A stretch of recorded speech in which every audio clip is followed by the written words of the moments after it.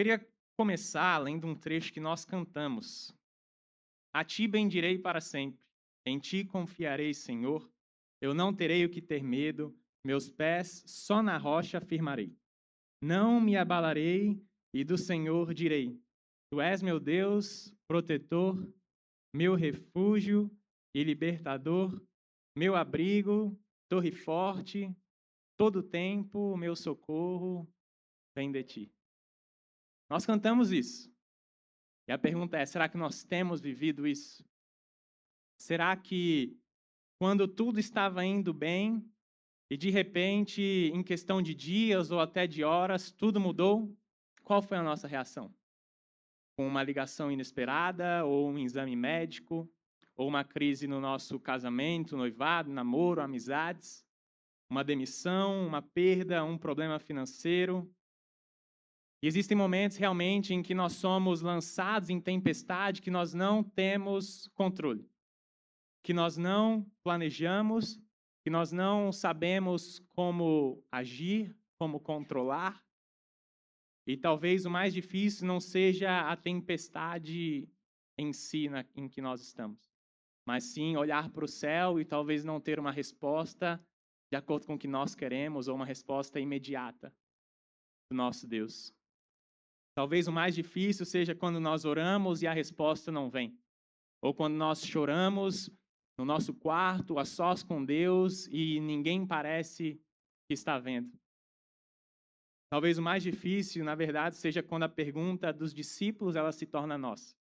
Senhor, o Senhor não se importa com o que está acontecendo comigo?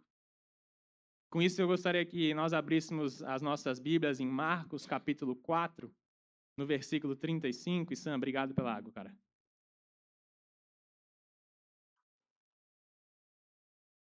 Marcos, capítulo 4, versículo 35 ao 41.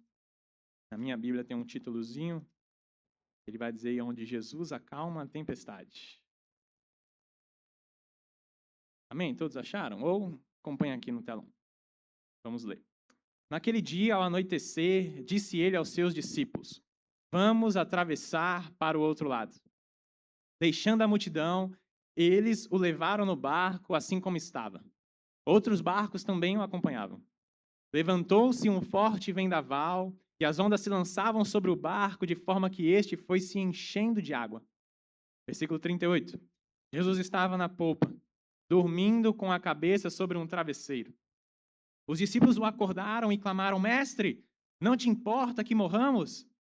Ele se levantou, repreendeu o vento e disse ao mar: Aquiete-se, acalme-se. O vento se aquietou e fez-se completa bonança. Então perguntou aos seus discípulos: Por que vocês estão com tanto medo?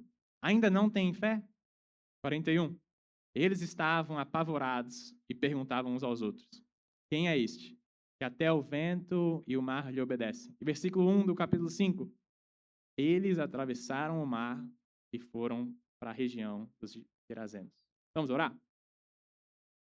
Querido Deus Pai, aqui está a tua palavra. Muito obrigado, Pai, porque ela é viva e eficaz. Ela nos ensina a vivermos e a andarmos de acordo com os teus ensinamentos. Abençoa essa noite, que o Senhor venha usar a minha vida, Pai, que seja o Senhor falando e não eu. Que o teu nome seja glorificado. O Senhor abra as nossas mentes, o nosso coração, os nossos ouvidos, nossos entendimentos, para que realmente entendamos o que o Senhor quer nos falar, mas não fique somente em nós, que nós venhamos aplicar, Pai, tudo isso. Sim, eu louvo e te agradeço, em nome de Jesus. Amém. Então, sempre que eu... Rafa, tá controlando aí? Beleza, obrigado. Sempre que eu olho para a Bíblia, eu gosto que a gente veja os detalhes, meus queridos. A palavra ela é tão linda, ela é tão eficaz, ela tem tantos detalhes e eles não estão aqui por acaso. Por exemplo, antes da gente entrar nos detalhes, vamos entender o que estava acontecendo ali. O Mar da Galileia, ele é um mar, na verdade, ele é um lago de águas doces cercados de montanhas. Por 3 montanhas, no caso. Então, pense que o lago está aqui, eu sou uma montanha, outra montanha aqui e a outra aqui. Então, quando os ventos eles batiam, eles iam com tudo em direção ao lago. Então, aqui o lago, a praia aí, vocês ouvindo, e o barco aqui com Jesus, os discípulos e tudo mais. Então, quando o vento vinha, se formava uma grande tempestade, vinha um grande vendaval. Tendo isso nas nossas mentes, vamos lá, versículo 35, ele já diz um detalhezinho ali. Ele vai falar uma característica do dia. Ali, a hora do dia, estava o quê? Sendo já tarde. E no versículo 35, antes, ele diz, naquele dia. Ou seja, tudo o que foi falado anteriormente no capítulo 4 estava acontecendo, aconteceu, Jesus leu as parábolas, Jesus ensinou, piriri, parará, chegando então já tarde, depois de um dia inteiro de ensino, sendo já tarde, Jesus disse, vamos passar para outra margem. E aí no versículo 36, levaram Jesus no barco em que ele estava. E aí eu paro e penso, caramba, eu estou com um microfone, 2, 4 caixas de som, nós somos em 50, 60 pessoas talvez. Aí Jesus, sem caixa de som, só no gogó, milhares de pessoas. Você pensa, que maravilha. Como será que era naquela época? Tenta visualizar as montanhas aqui atrás, Jesus falando só na voz. E aí você começa a pensar, nossa, então se os ventos eles vinham por trás, Jesus ficava aqui, ele falava, então querendo ou não, o vento soprava a voz para mais longe. E aí depois no versículo 36, ele vai falar sobre a presença de outros barcos. E aí no versículo 1 do capítulo 4, vai lá para você ver. Vai dizer, Jesus começou a ensinar outra vez à beira-mar. E uma numerosa multidão se reuniu em volta dele, de modo que entrou no barco, onde se assentou, afastando-se. E todo o povo estava à beira-mar na praia. Então, tinham várias pessoas naquele lugar. Depois, no versículo 36, levantou-se um quê? Um temporal? Não. Levantou-se um grande temporal. Versículo 37, o barco ele ia se enchendo de água. Então, já imaginamos o barco ali, aquele desespero, com tudo que está tendo. Então, sendo já tarde, já está escurecendo. Tem uma grande tempestade. E aí o barco se enchendo de água. E no versículo 38 é um dos detalhes mais lindos que eu vejo, que ele diz que Jesus estava na popa do barco. E esse local do barco, a popa, é a parte de trás do barco. É a parte traseira do barco. E é nesse lugar, essa parte do barco, ela é responsável por controlar a direção e a estabilidade da embarcação. Então, trazendo uma aplicação muito rápida, Jesus estava na onde direcionava. Então, ele estava direcionando aquilo, é naquele local que ele tem que estar. Direcionando o barco, direcionando a nossa vida. E no versículo, então, 38, a gente vê Jesus dormindo. Mas ele não está só dormindo. Ele está dormindo sobre um travesseiro. Versículo 40, nós vemos a repreensão de Jesus. Por que vocês são tão medrosos? Como é que ainda não têm fé? Então, Jesus sim curava, Jesus sim ensinava, mas Jesus também repreendia. Jesus também ensinava mais firme, digamos assim. E fazendo uma relação, então, com a nossa vida, as tempestades, elas são inesperadas, elas são perigosas, elas são não administráveis e elas também são surpreendentes. As tempestades, elas são inesperadas porque na nossa vida não são algo que nós podemos prever. Porque às vezes elas nos pegam de surpresa e nos deixam realmente profundamente abalados. Mas além disso, elas também são perigosas. O versículo 37 diz que os barcos estavam sendo varridos pelas ondas e ele estava sendo enchido de água. E as tempestades na vida, elas realmente podem ser ameaçadoras. Elas realmente podem ser perigosas, podendo talvez abalar algo que demoramos anos para construir. Como um barco, talvez é demorado dias ou meses, e com uma onda ele estava sendo destruído. As tempestades talvez podem destruir o que demoramos anos para construir. Só que além de serem perigosas, elas muitas vezes realmente não são administráveis. Os discípulos estavam encarando o vendaval, a natureza, o vento, algo que foge do nosso controle, algo que é maior do que as nossas forças. E elas são surpreendentes.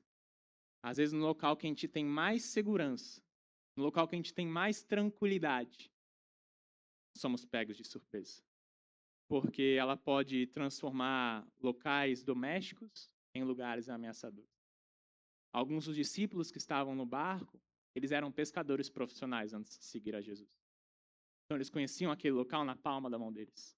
Passavam talvez 8, 10, 12 horas por 5, 10, 15, 20 anos naquele local. E a tempestade foi surpreendente. E aqui, então, a gente faz um paralelo com a nossa vida e nós vemos que nós enfrentamos vários conflitos nas tempestades da vida. E muitas vezes algumas perguntas podem surgir e comparando com o texto, a primeira é como conciliar a obediência a Cristo com a tempestade. No versículo 35, olha lá comigo, vai dizer assim: naquele dia, sendo já tarde, Jesus disse aos discípulos: vamos passar para outra margem. Os discípulos fizeram o quê? Obedeceram. Para passar para outra margem, você precisa então pegar o barco e ir até navegar sobre o mar, chegar lá. E mesmo assim, mesmo eles obedecendo, eles enfrentaram uma tempestade. Eles estavam exatamente seguindo o que Jesus tinha mandado eles fazerem, que era ir para outra margem, e assim enfrentaram uma terrível dificuldade, uma grande tempestade. E aí entra para a nossa vida. Será que nós temos enfrentado tempestades pelo fato de obedecermos a Deus? De andarmos com Deus? Por estarmos obedecendo a sua ordem expressa? Por sermos realmente fiéis a Ele? Ou será que temos enfrentado tempestades por não obedecermos a Deus? É muito mais fácil enfrentar tempestade obedecendo a Ele. Porque se Ele prometeu, Ele é fiel para cumprir. E a gente vai ver que Ele foi muito fiel. As tempestades, será da nossa vida, será que elas têm sido fruto de obediência? Será que elas têm sido fruto de desobediência?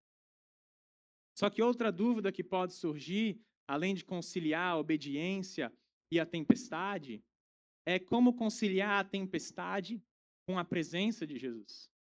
No versículo 36, a gente vê claramente que então os discípulos, despedindo a multidão, levaram Jesus assim como estava no barco. Então a gente aprende que estar com Jesus não é sinônimo de não passarmos por tempestades. Não é sinônimo de não passarmos por dificuldades. Não é sinônimo de não passarmos por algo que nós não planejamos. É real que um crente de verdade, que anda, que confia, que caminha com Cristo, ele está suscetível à tempestade. Os discípulos estavam ali, iniciando o ministério com Cristo, 24 horas por dia, 7 dias por semana. Mesmo assim, eles enfrentaram uma tempestade. E Jesus passou, sim, o dia inteiro ensinando, mas a verdade é que nós sabemos que aquela tempestade não pegou-lhe de surpresa de jeito nenhum. Porque Ele é Deus. Ele sabia muito bem o que iria acontecer naquele momento. E é incrível como essa tempestade, ela vai então ajudar os discípulos a entenderem em quem nós podemos confiar, que é Cristo. Em que nós podemos confiar nas crises inesperadas da vida. E é interessante porque aqui a gente está no capítulo 4 de Marcos ainda. Ou seja, tem muito para ocorrer no ministério de Jesus. Então, os discípulos ali meio que foi o primeiro teste deles. E beleza, você caminhar com Jesus, com Ele curando, com Ele ensinando, com Ele fazendo maravilhas, é bom demais. Mas Jesus, não, deixa eu mostrar quem realmente sou. Deixa eu mostrar em quem eles, em quem nós, quem precisamos confiar. E a pergunta que fica para nós é: em quais áreas da nossa vida nós temos visto o agir de Deus? Na real, temos deixado Ele agir e não tentar agir na força do nosso próprio braço? Será que nós temos deixado Ele estar no nosso barco? Será que já chamamos Ele para caminhar ou navegar conosco no nosso barco? Só que além disso, nós podemos muitas vezes nos perguntar de que beleza, Abner, tem a obediência, beleza, Jesus está no barco, mas Abner, como que eu concilio a tempestade com o sono de Jesus? Ah, Jesus estava no barco, beleza, obedeci ele, mas ele estava dormindo. E talvez o mais assustador para os discípulos realmente não foi a tempestade em si, mas eles verem o mestre dele deitado no chão, num travesseiro, dormindo. Oh, meu Deus! Não, você que fez tudo aquilo? Está fazendo o quê dormindo? Na hora do maior aperto dos discípulos, Jesus estava ali, calmo, tranquilo, descansando. E muitas vezes nós podemos ter essa mesma sensação que os discípulos tiveram, de que ele nos deixou, que não estamos sendo vistos, passar por tal dificuldade. E as tempestades não têm idade certa, momento certo. Pode vir com uma criança de 5 anos, um adolescente de 12, um jovem de 21, um adulto de 32 ou um idoso de 80 anos. Eu mesmo com 15 anos estudei para um colégio, não passei por causa de uma questão na matéria que eu tinha mais facilidade. E aí tentei de novo passar naquele mesmo colégio no ano seguinte.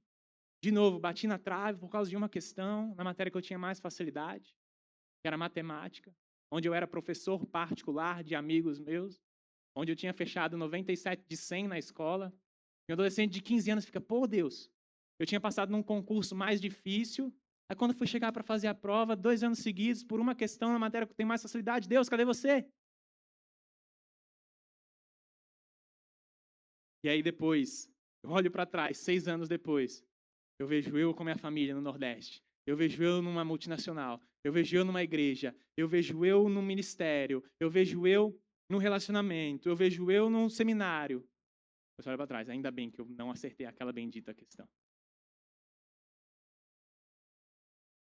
E é isso que nós precisamos lembrar, que Jesus, ele está presente. Jesus, ele ouve os seus filhos. E quero chamar a atenção de novo para o nosso texto, com 3 perguntas que nós vemos aqui e o que elas realmente nos revelam. Então, no versículo 38, nós vamos ver a primeira pergunta ali, que diz assim: Mestre, não importa que pereçamos? Os discípulos estão na agonia, está um vendaval lá, Jesus dormindo, e, pô, Deus, cadê Jesus? Não importa não que nós morramos, nós pereçamos aqui?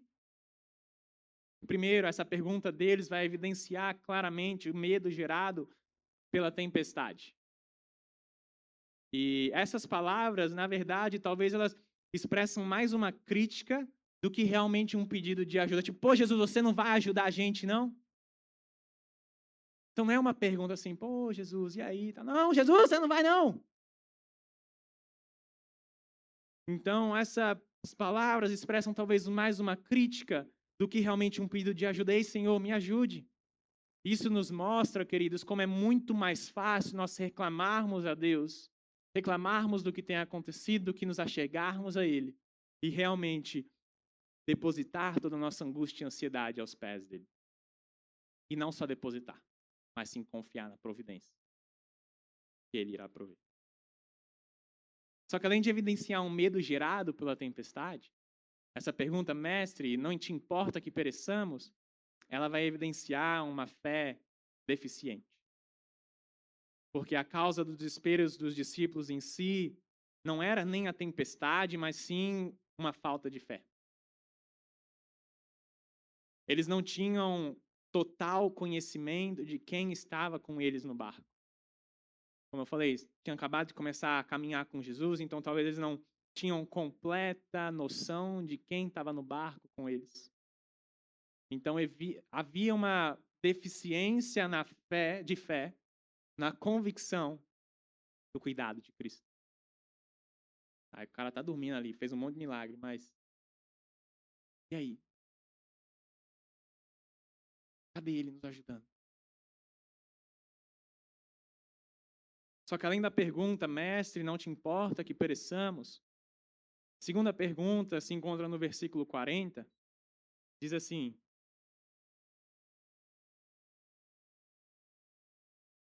Então Jesus lhes perguntou: Por que vocês são tão medrosos?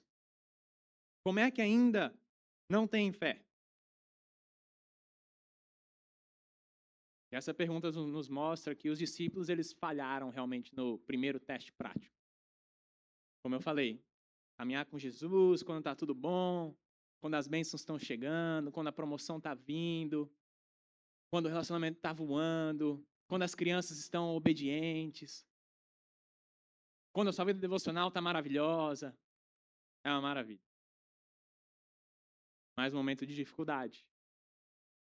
Os discípulos deixaram realmente o medo tomar conta. Eles deixaram o medo falar mais alto do que a confiança no próprio Cristo. E a verdade, meus irmãos, é que onde o medo prevalece, a fé ela desaparece. Onde o medo prevalece, a fé ela vai desaparecer. Então, muitas vezes nós vamos ficar com medo porque nós duvidamos que Deus está no controle. Nós tememos porque duvidamos que Deus está no controle. Nós tememos porque duvidamos que o Criador dos céus e da terra, o Criador meu e seu, o que sustenta eu e você, nós duvidamos que Ele não está no controle. E a palavra grega aqui usada por Jesus, ela significa, não é qualquer medo. Ela significa medo covarde. Pois os discípulos eles estavam ali vivendo covardemente quando eles poderiam ter agido em plena confiança naquele que criou aquele vendaval, aquele mar e os próprios discípulos. E nós, aplicando para a nossa vida, nós devemos ter fé e não medo, por causa da promessa de Jesus. Ir para outra margem. Porque quando o medo assaltar a nossa fé, nós vamos nos agarrar nas palavras e nas promessas de Jesus. Estão aqui. E é por isso que nós na igreja, nós nos pequenos grupos, nós nos grupos da igreja falamos tanto e pedimos tanto e oramos tanto para que a igreja realmente leia isso aqui. Quando nós entendemos que nós temos isso daqui, que eu tenho aqui para escutar, para ler também, enquanto irmãos não tem nenhuma palavra, nenhuma folha, porque eles não podem ter, o jogo muda. Quando nós entendemos o quão privilegiados somos de ter essa construção toda, de ter essas câmeras, áudio, louvor, ar-condicionado, uma cadeira confortável para sentar, enquanto outros se encontram em cavernas ou escondidos, ou de madrugada, ou nem se encontram, ou nem podem falar sobre sua fé com o seu pai, a sua esposa, os seus filhos, porque eles podem denunciar, o jogo vira. Quando nós entendemos o nosso privilégio que nós temos aqui no nosso país, na nossa casa, de ter 2, 3, 4, 5 Bíblias, o jogo muda. Então nós devemos ter fé e não ter medo por causa da presença de Jesus também. Ele estava presente. Então que nós venhamos viver sabendo que Ele está conosco, que nós não estamos sozinhos. Então em vez Então devemos ter fé e não medo por causa das promessas de Jesus. Devemos ter fé e não medo por causa da presença de Jesus. Nós devemos ter fé e não ter medo por causa da paz de Jesus. Jesus estava tranquilão. Jesus dormia no barco, pois ele confiava no Pai. Ele descansava no meio da tempestade. Então, que nós venhamos viver convictos, sabendo que o Pai, ele realmente cuidará dos seus filhos. E a pergunta é, você é um filho de Deus? Sabemos que tem uma grande diferença entre criatura de Deus e o filho de Deus. E nós devemos ter fé e não ter medo, por causa do poder de Jesus. Jesus parou uma tempestade. Nós temos esse spoiler, né? Eles não tinham. Mas Jesus parou a tempestade. Então, o Criador de todas as coisas, Ele é, como nós cantamos, o nosso protetor, o nosso defensor, o nosso escudo? Se sim, então por que temer? Quem somos nós para negar o poder dele? Como nós cantamos. E a terceira pergunta que temos aqui no nosso texto é no versículo 41. É assim. E eles, possuídos de grande temor, os discípulos, diziam uns aos outros: quem é este, que até o vento e o mar lhe obedecem? E o que a gente tira daqui? As tempestades, elas são pedagógicas. As tempestades da vida, elas nos ensinam. As tempestades da vida, elas sempre trarão um ensinamento. Elas são a escola de Deus para nos ensinar as maiores lições. A revelação de Jesus ali foi totalmente intencional para que os discípulos eles ouvissem, eles compreendessem, eles vissem quem era Jesus, e eles aumentassem a sua fé em Cristo. A tempestade que ocorreu ali foi para que os discípulos tivessem uma visão mais clara da grandeza do homem que dormia no barco. Para eles tivessem uma visão mais clara do poder do homem que eles estavam andando junto, que é Jesus. Então, nesse episódio, nós vemos então que Jesus ele é o mestre supremo que veio estabelecer o reino de Deus. Estava ensinando, fazendo maravilhas, discipulando. Nós vemos então que Jesus ele é perfeitamente homem, ensinou o dia todo. Chegou à noite, descansar, né? Temos a sua completa humanidade através do sono. E nesse episódio nós vemos que Jesus ele é perfeitamente Deus. E o seu poder de acalmar a tempestade nos confirma. Então, tendo esse texto revelado a nós, como nós, então, Abner, podemos aplicar na nossa vida? Abner, beleza, entendi. Os discípulos estavam lá, desobedeceram, Jesus estava no barco, veio a tempestade, eles não confiaram, não tiveram fé o suficiente. Jesus descansando, então, porque ele confiava no Pai, vai, se revela, acalma o mar, repreende os discípulos aprendem. O que eu posso tirar para a minha vida? O primeiro ponto é que nós precisamos estar dispostos a caminhar com Ele e a obedecê-lo. Quem presenciou tudo aquilo? Foram os discípulos. E o que os discípulos tiveram que fazer? Antes, obedecer ao chamado. Nós precisamos estar dispostos a caminhar com Jesus e a obedecê-lo. Se você ainda não reconheceu Jesus como Senhor e Salvador, talvez essa é uma oportunidade. Ou se você já tomou essa decisão, o que você tem feito para realmente caminhar e obedecer? Para caminhar e aprender. Porque se os discípulos não tivessem obedecido, eles não teriam tido essa experiência e esse crescimento na fé. Eles não teriam, beleza, passar por outra margem? Não, Senhor, vamos ficar aqui mesmo. Para ali no Gil do lanche, pega um lanche, acabou-se e vai todo mundo para casa. Não, vamos lá para o outro lado. Vamos para outra margem. Sem obediência, nós não experimentaremos nada disso. É uma tempestade? É. Mas o preço de quem é este que até o vento e o mar lhe obedecem é maravilhoso. Deve ser maravilhoso você poder dizer isso. Nossa, passou tudo isso, passou toda essa tempestade, passou todo esse mar. Quem é esse? Permitiu com que eu realmente passasse por aquilo. Segundo ponto, nós precisamos então sempre lembrar que nós não estamos sozinhos. As tempestades da vida, como eu falei, elas estão ali para nos ensinar.